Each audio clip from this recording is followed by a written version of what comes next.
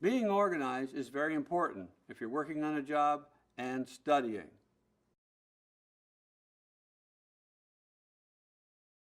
You can organize by clearly writing down the amount of time you spend for work, in class, and studying.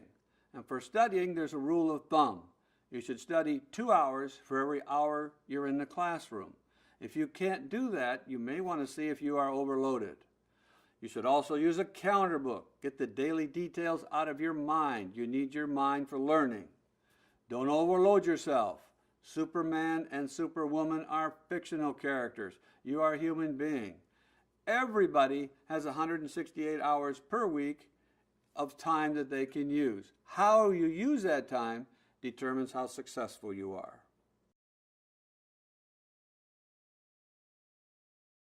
Organize your time by writing it down. Follow the rule of thumb. Carry a calendar book. Don't overload yourself. Everybody has 168 hours a week, and how you use that time determines your success.